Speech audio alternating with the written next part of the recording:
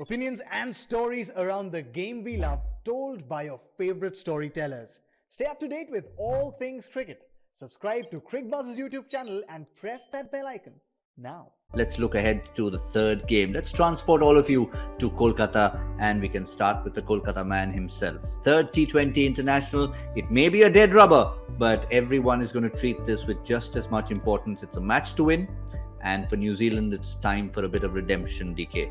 What do you think they'll look to do differently? For a start, I think Lockie will come back. He would be keen to come back. It's been his home ground for a few years now, playing for KKR, so he'll love to come back and bowl in the conditions. I do think that other than that, I don't see any major changes. It's pretty much the best batting that they've got, and that's the only change they can make. I do think Trent Boult will play because I realize that he isn't playing the Test series. He's been given rest from Test series, so he's going to go back. So I think he'd want to play the next game as well.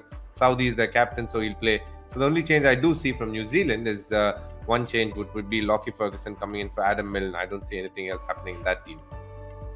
Ajay, I'll just come to you on New Zealand at the moment. Yeah, I mean, it just seems right. With the amount of franchise cricket you play nowadays, certain players call certain grounds home, which is not actually their geographical home. So it does make sense to play somebody who's familiar with conditions. Yeah, certainly. I mean, he'd know what to do there. He's done it many times, and that's what experience is. And if you got to learn from the experience of the first two games from the New Zealand point of view, the only thing that they should be thinking of, how do you make sure that Phillips doesn't face Ravichandran Ashwin?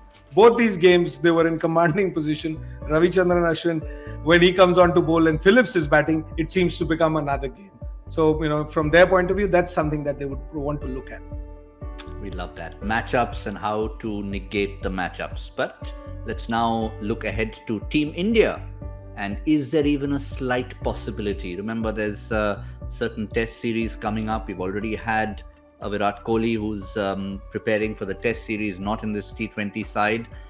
DK, any possibility you see of the rotation continuing and hence one of the big names purely being rested with the series done? I'd definitely like to see Ishan Kishan and Rituraj if possible, but I don't see both of them playing. So at least one of them being given a game, and probably KL or Rohit could take a break. Ideally KL, because he's been playing for a long time and Rohit is captaining, so give him as much opportunities as possible to work with the bowlers more than anything else.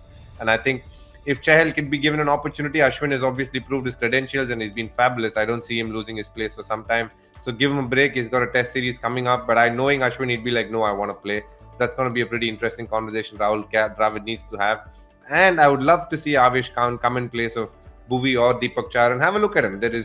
He's again somebody who's done phenomenally well in IPL and taken his team to greater heights, the Delhi Capitals. He's been bowling consistently well over a period of time. So give him the opportunity when he's bowling well and see what he's got. The more players you have, the better it is. I think a larger pool of fast bowlers to choose from is always a luxury to have.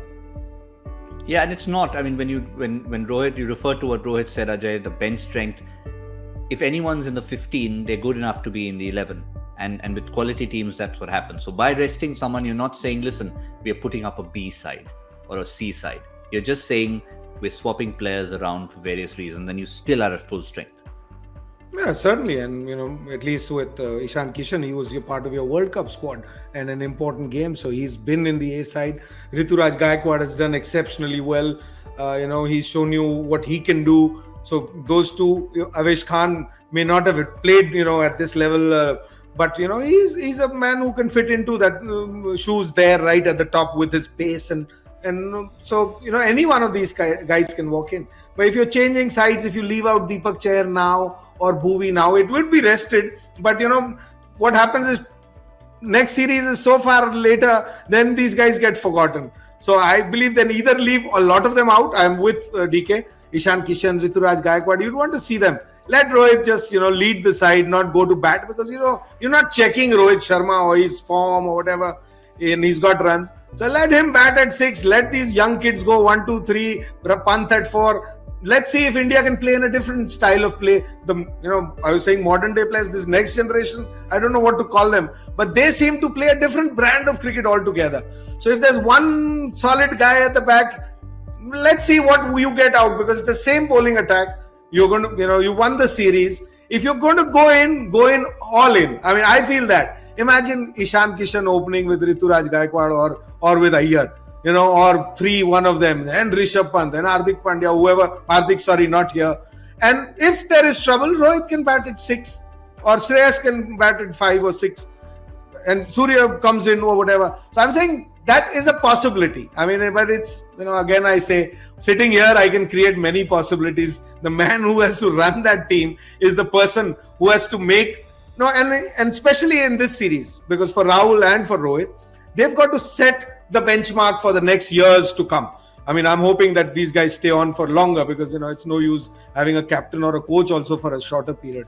So if they have to set a benchmark, they'll have to do that. So they can do it in both ways. They can carry on the way Indian cricket has carried on, that nobody gets a free seat into Indian team. You have to earn it. Or you say, listen, we have an opportunity. Let's look at the next generation. These are wild guys, and let's see what they do. Because it's nothing new. You go back in history, the greatest players, when, T20 started, people like, Tendulkar, Dravid, Lakshman, these are greatest of players India has ever had. They struggled with this format when it started. So the next generation, I always believe, is much better, fearless, and they might provide you something that you've not even imagined. Millennials. We can call them millennials, Ajay. Millennials. Let's have a millennials 11, because see, Harshal Patel brought in a whole. We love what Bumrah does, right, for India. I mean, everybody thinks he's the only guy who can change the game. Here we have Harshal Patel showing you that he may not have pace, he may not have house swing, but in this format of the game, I think the skills that we've all grown up with and looking at players are, of course, the most important one. Those are solidity. But for a shorter period or one tournament or 1 year, that these skills are also very important, and these will only be executed by younger players.